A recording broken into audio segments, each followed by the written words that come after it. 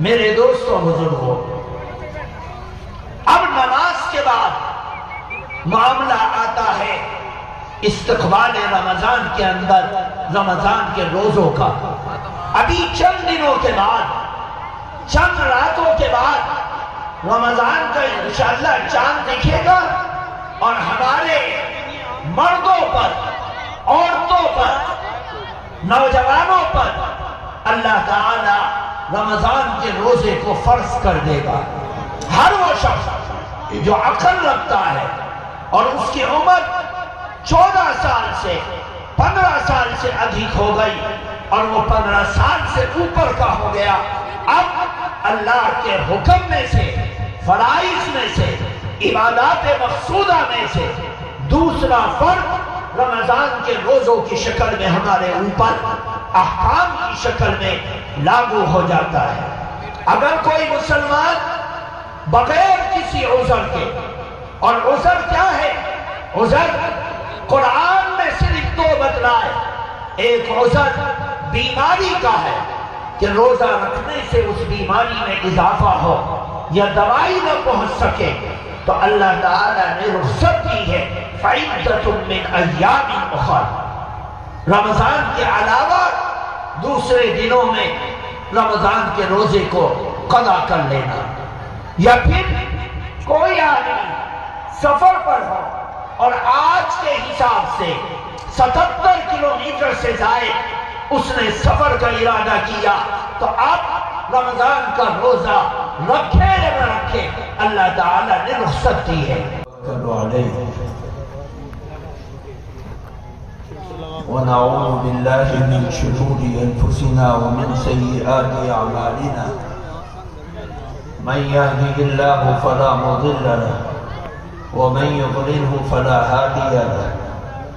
ونشهد أن لا إله إلا الله وحده لا شريك له،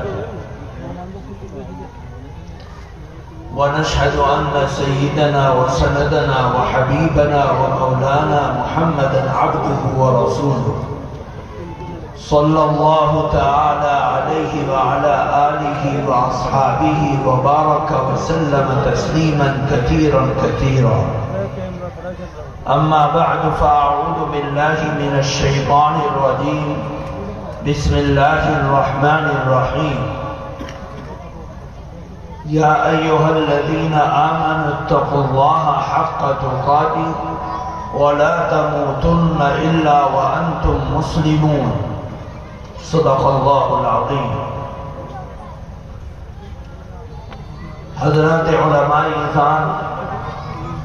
اور ائمہ اکرام، آج قرآن پاک کی نسبت پر انتہائی محبت، عقیدت، احترام کے ساتھ جمع ہونے والے ہمارے نوجوان، بزرگ، پیارے بچے، بچیاں، پردہ نشی خواتین،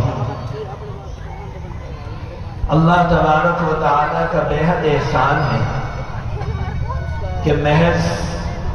اس کے فضل اور اس کی توفیق سے ہم لوگ یہاں پر جمع ہیں اور دین، قرآن، ایمان، دینی دعوتی نیت سے کچھ سننے اور کہنے کی سعادت مل رہی ہے۔ اللہ تعالیٰ اس سننے سنانے کو ہمارے لیے، ہمارے بچوں کے لیے، ہماری آنے والی نسل کے لیے خیر کا، عزت کا، عافیت کا، مغفرت کا ذریعہ بنائے۔ میرے بزرگوں، دوستوں، بہت سے احسانات میں سے ایک بنیادی احسان اللہ تعالیٰ کا ایمان ہے۔ کسی بھی انسان کو اللہ تعالیٰ ایمان کی نعمت سے مالا مال کر رہا ہے اور اس کو کلمہ نصیب ہو رہا ہے، اس میں جہاں واسطہ اور سبب ماں باپ کا ہے، وہاں اللہ تعالیٰ کی توفیق اور عنایت ہے۔ کہ محض اس نے اپنے فضل اور احسان سے ہزاروں لاکھوں کروڑوں انسانوں میں ایک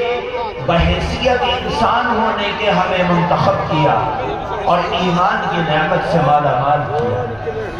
اللہ تعالیٰ اس ایمان کی قدر کی توفیق عطا فرمائے اور اس ایمان کی اس کے تقاضوں پر زندگی گزارنے کا سلیقہ اور طریقہ عطا فرمائے۔ میرے بزرگوں دوستو، ایمان اعمال کو چاہتا ہے۔ ایمان بغیر عمل کے کامل و مکمل نہیں ہوتا۔ ایمان کا کلمہ پڑھنے سے ہم یہ کہہ سکتے ہیں کہ ہم مسلمان ہو گئے، لیکن کامل مومن ہونے کے لیے شرط ہے کہ مسلمان ایمان کے تقاضوں پر عمل کرے۔ اللہ کا قرآن کہتا ہے قالت الاعراب آمنا قل لم تؤمنوا ولكن قولوا اسلمنا۔ اے نبی، یہ دیہاتی آتے ہیں اور کہتے ہیں، دعویٰ کرتے ہیں کہ ہم مومن ہو گئے۔ آپ ان سے کہہ دیجئے کہ تم مسلمان تو ہو گئے، لیکن تمہارا ایمان عمل کی کمزوری کی وجہ سے، عمل کے پختہ نہ ہونے کی وجہ سے ابھی کامل و مکمل نہیں ہوا۔ اس لیے پتہ چلا کہ ایمان اپنے اعضاء و جوارح، اپنی ایمان کے اعتبار سے جو اعمال کے تقاضے ہیں کہ ایک مومن بندے کو ایمان کا کلمہ پڑھنے کے بعد نماز سے جڑنا چاہیے، روزے سے جڑنا چاہیے، سچائی سے جڑنا چاہیے، امانت و دیانت سے جڑنا چاہیے۔ غرض ہے کہ ایک مومن کامل مومن جب ہوگا جبکہ وہ اپنے ایمان کے تقاضوں پر عمل کر کے اپنی عملی زندگی کو درست کرے گا۔ ان عملی زندگیوں میں سے ایک عمل نماز کا ہے، جس کو ڈائریکٹ قرآن حکم دیتا ہے کہ اے ایمان والو، اللہ کی نماز کو قائم کرو۔ اور ایمان کی بنیادی اعمال کی بنیاد نماز سے شروع ہوتی ہے۔ جو کوئی مسلمان عقل رکھتا ہے، عمر رکھتا ہے، سمجھداری رکھتا ہے، ایمانداری رکھتا ہے، اس مسلمان کو اللہ تعالی سب سے پہلے جو چیز اس کے اوپر فرض کرتا ہے وہ نماز ہے۔ جو نماز اللہ کے نبی صلی اللہ علیہ وسلم نے ساری زندگی پڑھ کر، بتلا کر، سمجھا کر اپنے ماننے والوں کو سمجھائی ہے۔ میرے دوستوں بزرگوں، اب نماز کے بعد معاملہ آتا ہے استقبال رمضان کے اندر، رمضان کے روزوں کا۔ ابھی چند دنوں کے بعد، چند راتوں کے بعد رمضان کا انشاءاللہ چاند دکھے گا اور ہمارے مردوں پر، عورتوں پر، نوجوانوں پر اللہ تعالی رمضان کے روزے کو فرض کر دے گا۔ ہر وہ شخص جو عقل رکھتا ہے اور اس کی عمر 14 سال سے 15 سال سے ادھک ہو گئی اور وہ 15 سال سے اوپر کا ہو گیا، اب اللہ کے حکم میں سے، فرائض میں سے، عبادات مقصودہ میں سے دوسرا فرض رمضان کے روزوں کی شکل میں ہمارے اوپر احکام کی شکل میں لاگو ہو جاتا ہے۔ اگر کوئی مسلمان بغیر کسی عذر کے، اور عذر کیا ہے؟ عذر قرآن میں صرف دو بتلائے۔ ایک عذر بیماری کا ہے کہ روزہ رکھنے سے اس بیماری میں اضافہ ہو یا دوائی نہ پہنچ سکے تو اللہ تعالیٰ نے رخصت دی ہے، فَعِدَّةٌ مِّنْ أَيَّامٍ أُخَرَ۔ رمضان کے علاوہ دوسرے دنوں میں رمضان کے روزے کو قضا کر لینا، یا پھر کوئی آدمی سفر پر ہو اور آج کے حساب سے 77 کلومیٹر سے زائد اس نے سفر کا ارادہ کیا، تو اب رمضان کا روزہ رکھے یا نہ رکھے اللہ تعالیٰ نے رخصت دی ہے۔ لیکن دیکھنے میں کیا آتا ہے کہ ہمارے گاؤں کے نوجوان، ہمارے بھائی ایمان والے کھیتیوں میں کام کرتے ہیں، فیکٹریوں میں کام کرتے ہیں، کارخانوں میں کام کرتے ہیں، رائس ملوں میں کام کرتے ہیں اور اپنی مشغولیت اور مصروفیت کو رکھتے ہیں، لیکن روزے کے سلسلے میں کوتاہی کرتے ہیں۔ ذرا سا اگر کوئی ان کے اوپر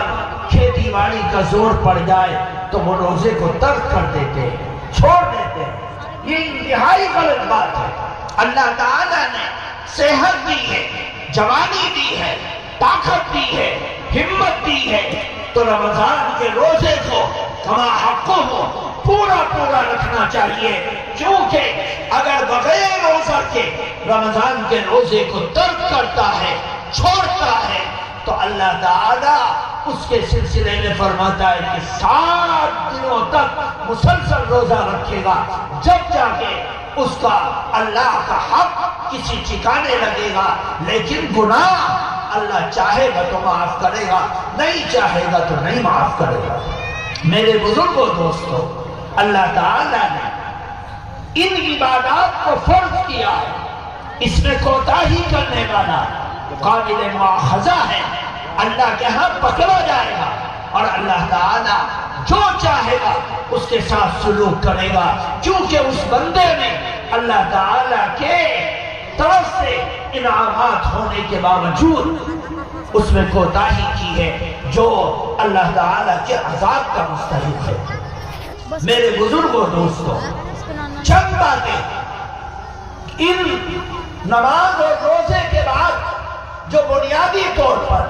ہمارے گاؤں میں، ہمارے علاقوں میں، سمجھدار لوگوں میں، انجانوں اور بیگانوں میں، اپنے اور پرایوں میں بہت سی ایسی کوتاہیاں ہیں جو کوتاہییں ہمارے سماج میں ناسور کا کام کر رہی ہیں اور نقصان دائق ہے۔ میرے دوستو بزرگوں، ان کوتاہیوں میں سے ایک کوتاہی تعلیم کا مسئلہ ہے۔ یہاں ایک بچے کے پگڑی باندھی جائے گی اور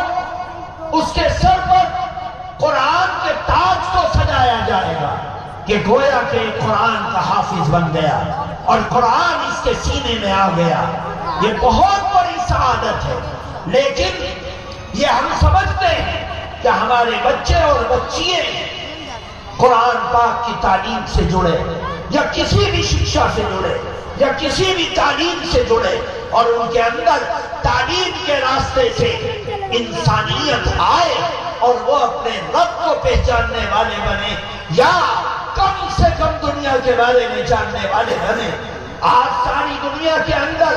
زور و شور کے ساتھ تعلیم کو اور تعلیمی بیداری پر لاکھوں نے، کروڑوں نے، کروڑوں روپے خرچ کیے جاتے ہیں تاکہ سماج کے اندر تعلیم آئے، ہر قوم اس کے اندر آگے بڑھتی ہے۔ ہمارے بچے اور بچیاں گاؤں سے بسوں میں، گاڑیوں میں، بائکوں پر، سائیکلوں سے اپنے بچوں کو ہم تعلیم کے لیے بھیجتے ہیں۔ ہمارے لیے ضرورت ہے کہ ہم اپنے بچوں کو تعلیم دیں، لیکن تعلیم سے آگے بنیادی طور پر ہماری ضرورت ہے کہ ہمارے بچے اور بچیاں ایمان کو رائی کے دانے کے برابر بھی ہاتھ سے جانے نہ دیں۔ اس کے لیے ماں باپ کی ضرورت ہے کہ وہ اپنے بچوں کو، بچیوں کو ایمان مکتب کے عمل سے جوڑے اور ایمان، حیا،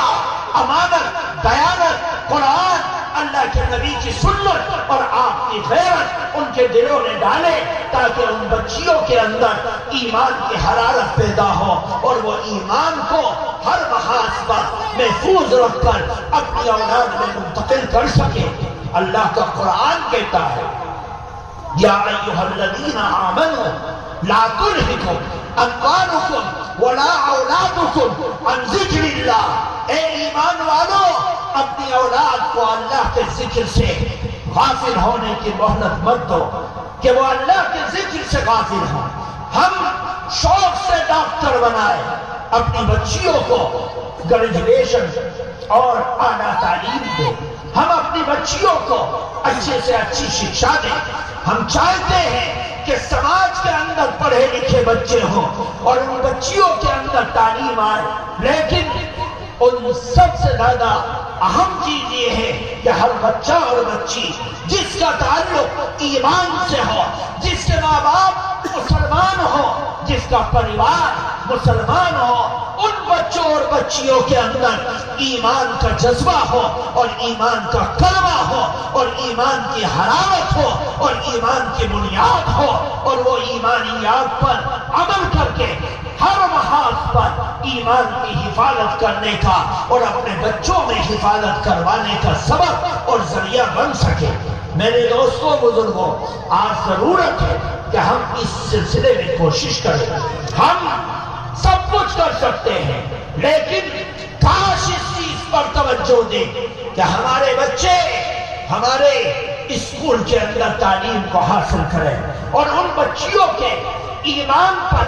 عقائد پر کوئی ایسی کتاب جس کتاب کے ذریعے سے ان کے ایمان میں کمی آئے، کوئی ایسا کورس جس کے ذریعے سے ان کے عقائد میں کمی آئے، کوئی ایسا عمل جس کے ذریعے سے وہ اللہ سے اور اس کے رسول سے ان کا یقین ٹوٹ سکے، ہر ایسے عمل سے اپنے بچوں اور بچیوں کو بچانے کی بے حد ضرورت ہے۔ ہمارے عام طور سے دیکھنے میں یہ آتا ہے کہ 98% اسکولوں میں ناچ گانا سالانہ فنکشن کے نام پر سکھلایا جاتا ہے، ڈانس کرایا جاتا ہے، ڈنڈوت کرایا جاتا ہے، سوریہ نمسکار کرایا جاتا ہے۔ ہم اپنے ماں باپ کو خاص طور سے اس بات کا اہم پیغام دیتے ہیں کہ آپ دنیا سماج میں دولت کے لیے ٹھوکریں کھاتے ہیں، پیسے کے لیے ٹھوکریں کھاتے ہیں، محنت کرتے ہیں، مزدوری کرتے ہیں، جوانی لگاتے ہیں، کھپاتے ہیں۔ کاش اپنی گلیوں میں، اپنے گھروں میں، اپنے سماج میں، اپنے محلوں میں آپ اس بات کی فکر کریں کہ ہمارا اسکول ہو، ہمارا کالج ہو، ہمارے پڑھانے والے ہو، تاکہ ہمارے بچوں اور بچیوں کا سماج میں ایمان اور عقیدہ اور ان کی تعلیم اور سیکھنا اور سکھانا محفوظ ہوتا رہے، اور وہ ملک کی مکھیہ دھارا کے اندر رہ کر، چل کر، پڑھ کر، لکھ کر اپنے تعلیم کا بندوبست آسانی کے ساتھ کر سکے۔ اس کی فکر گاؤں کے ایک ایک فرد کو کرنے کی ضرورت ہے۔ میرے دوستوں بزرگوں، اس کے لیے نوجوان اپنی قربانی پیش کریں، مال والے مال کی قربانی پیش کریں، جان والے جان کی قربانی پیش کریں، جوانی والے جوانی قربانی پیش کریں، تعلیم سے جڑے ہوئے لوگ اپنی تعلیم کی قربانی پیش کریں، تاکہ آنے والی نسلوں کے اندر تحفظات کے ساتھ، حفاظت کے ساتھ، حرارت کے ساتھ، ایمان کے ساتھ، عقیدے کے ساتھ ایمان کو منتقل کیا جا سکے اور آنے والی نسلوں کا ایمان محفوظ ہو سکے۔ ورنہ یہ آزادی اور آزاد روی اور ہمارا جسم، ہماری مرضی کے نعرے اس قوم کے بچوں کو، آنے والی نسل کو تباہ و برباد کرنے کے دہانے پر کھڑی ہیں۔ ہم ان باتوں کو سمجھتے ہیں اور سمجھ کر یہ سوچتے ہیں کہ انشاءاللہ ہمارے نوجوان اس سلسلے میں کوشش کریں گے، کاوش کریں گے اور آگے قدم بڑھائیں گے۔ ایک آخری چیز جو ہمارے گاؤں کے لیے نقصان دائق ہے اور ہمارے گاؤں کے نوجوانوں کو جن کی چڑھتی جوانی ہے اور وہ ہر چیز کو گاؤں کے اندر ایک گھناؤنے انداز سے لیا جاتا ہے، اور خاص طور سے یہ گاؤں اور اس گاؤں کے رہنے والے، بسنے والے، تتارپور کے رہنے والے، بسنے والے، آج بہت بڑا نقصان ہمارے گاؤں کے لیے سماج کے لیے، سماج کے نوجوانوں کے لیے، ہمارے گود میں پلنے والے بچوں کے لیے ہمارا آپس کا انتشار اور اختلاف اس قوم کو زوال کی طرف لے کر جا رہا ہے اور گاؤں کو تباہی کی طرف لے کر جا رہا ہے۔ کاش ہم اس چیز کو سمجھنے کی کوشش کریں۔ دنیا میں سب سے بڑی بیماری اور سب سے بری چیز کسی بھی قوم کو ذلیل اور رسوا کرنے کی یہ ہے کہ اس قوم میں اختلاف ڈال دو، لڑائی ڈال دو، جھگڑا ڈال دو، اور اس جھگڑے کا نتیجہ زمینوں کا ہڑپنا بھی ہوتا ہے، مال کا خرچ ہونا بھی رہتا ہے، کبھی کس کے اوپر مقدمہ،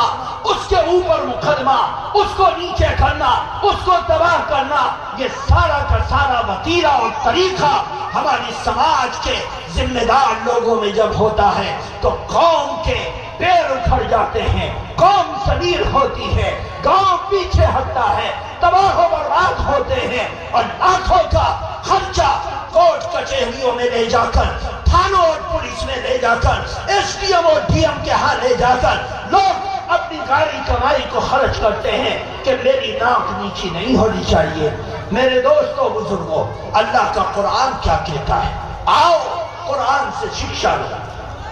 قرآن سے تعلیم لو، قرآن سے سیکھو۔ اللہ کا قرآن کہتا ہے اطیعوا اللہ واطیعوا الرسول ولا تنازعوا، اے ایمان والو اللہ کی اطاعت کرو، رسول کی اطاعت کرو، اور آپس میں جھگڑا مت کرو۔ جو جھگڑا ہم یہاں کر رہے، جو جھگڑا ہم اپنی ناک کے لیے کر رہے، جو جھگڑا اپنے سماج کے اندر کر رہے، جو جھگڑا خاندانوں میں تفرقہ بازی کے لیے کر رہے، جو جھگڑا دلالی کے لیے کر رہے، جو جھگڑا مخبری کے لیے کر رہے، جو جھگڑا ایک دوسرے کو زیر و زبر کرنے کے لیے کر رہے، یاد رکھو اللہ کا قرآن اسی کو کہہ رہا ہے لا تنازعوا، آپس میں جھگڑا مت کرو۔ کیوں؟ اے اللہ اگر ہم جھگڑا کریں گے تو نقصان کیا ہوگا؟ اللہ کا قرآن کہتا ہے فَتَفْشَلُوا وَتَذْهَبَ رِيحُكُمْ وَاصْبِرُوا إِنَّ اللَّهَ مَعَ الصَّابِرِينَ۔ دو نقصان اللہ نے بتلائے کہ سب سے پہلا نقصان یہ ہوگا کہ جو زمین پر اللہ تعالیٰ نے تمہارا بیج لگایا اور تمہارے پاؤں کو جمایا اور ثابت قدمی تمہیں نصیب کی، ایمان کی وجہ سے، نماز کی وجہ سے، روزے کی وجہ سے، اگر تم آپس میں ایک دوسرے کی داڑھی پکڑو گے، گریبان پکڑو گے، گردن پکڑو گے، لوگوں کو ذلیل کرو گے، سب سے پہلا نقصان یہ ہوگا اللہ کا قرآن کہتا ہے تمہاری ہوا اکھڑ جائے گی اور تم پھسل کر کمزور ہو جاؤ گے، تمہاری بنیاد کمزور ہو جائے گی۔ کسی قوم کی اگر بنیاد کمزور ہو جائے تو اس کی عمارت تو دھڑام سے زمین پر گر جائے گی، کیونکہ اس کے بزرگ کچہریوں میں ہوں گے اور ان کی عورتیں جنگلوں میں ہوں گی، ان کی عزتیں تار تار ہوں گی، ان کے نوجوان ان کچہریوں کے لیے پیسہ کما کر لائیں گے اور ان کا نعرہ ہوگا ابا جو کچھ کر سکتا ہے کر، لاکھ خرچ ہو، کروڑ خرچ ہو، ہم خرچ کریں گے اور تو اس کو ذلیل کر کے دکھلا، اور ان کی عورتیں ننگی ہوں گی اور ذلیل ہوں گی۔ ہم سماج میں دیکھتے ہیں،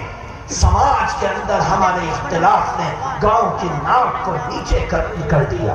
گاؤں کی عزت کو ختم کر دیا، گاؤں کو تباہ کر دیا، گاؤں کو بربادی کی طرف لا کر کھڑا کر دیا۔ اور یہ ثابت قدمی زیادہ دن نہیں رہتی جب آپس میں انتشار ہوتا ہے، جب آپس میں جھگڑے ہوتے ہیں۔ اپنے انتشار کو مٹاؤ۔ اب 8 مہینے کے بعد، 10 مہینے کے بعد الیکشن کا موقع آئے گا، ہر خاندان سے پردھان کھڑا ہوگا، ہر گلی سے پردھان کھڑا ہوگا، لوگوں کی چوپالوں کو آباد کرنا شروع کر دیا، چائے شروع ہو گئی، حلوے شروع ہو گئے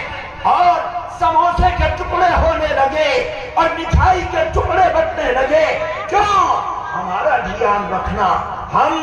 الیکشن کے اندر کھڑے ہونے والے ہیں اور گاؤں کا ہر گھر کا نوجوان، ہر گھر کی عورت، ہر گھر کا بوڑھا آشواسن دیتا ہے محلے میں اگر 10 پردھان کھڑے ہیں، گاؤں میں 10 پردھان کھڑے ہیں، ہم ان کی عادت کو خراب کرتے ہیں اور ہر ایک کے سر پر ہاتھ رکھ کر کہتے ہیں کہ بیٹا تو جیتا ہوا ہے اور تو سانس نکلا ہوا ہے، بتلاؤ اگر کوئی بیٹھنے کو سوچے گا تو بیٹھے گا کیسے؟ ہم نے تو سب کو جتا دیا اور سب کو جتا کر سرٹیفکیٹ دے دیا، الیکشن ہوں گے، ہوتے رہیں گے، لوگوں کی گنتی ہوگی، ہوتی رہے گی، لیکن ہم سفید داڑھی والوں نے، نوجوانوں نے، عورتوں نے، ماؤں نے، خالاؤں نے، پھوپھیوں نے سب کو جتا کر ایک طرف کھڑا کر دیا۔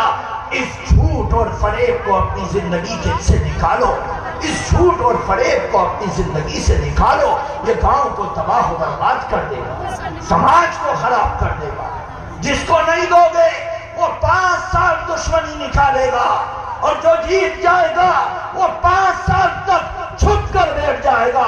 صبح کو چلمدار کپڑے پہن کر نکلے گا اور شام کو واپس آئے گا، نہ اس کو گلی سے مطلب ہے، نہ چوک سے مطلب ہے، نہ لوگوں سے مطلب ہے، نہ راشن کارڈ سے مطلب ہے، نہ لوگوں کی بیماری سے مطلب ہے، بس اس کو اپنی جو مقصد تھا وہ مقصد میں کامیاب ہو گیا۔ میرے دوستو، گاؤں کو تباہی سے بچاؤ اور اپنے اندر اتحاد پیدا کرو، اتفاق پیدا کرو، محبتیں پیدا کرو، سماج کو جوڑ کر چلو، بچوں کی فکر کرو، بچوں کو اچھا بنانے کی فکر کرو اور اپنے سماج کو ہر برائی سے بچانے کی کوشش کرو۔ یہ ہمارا وتیرہ اور طریقہ ہونا چاہیے۔ اللہ تبارک و تعالی ہمیں سمجھنے کی توفیق عطا فرمائے، خیر سے مالا مال فرمائے، ہر شر سے محفوظ فرمائے، ہماری نسلوں کی حفاظت فرمائے۔ سبحان اللہ و بحمدہ، سبحانک اللہم و بحمدک، ونشہد ان لا الہ الا انت۔ ماشاءاللہ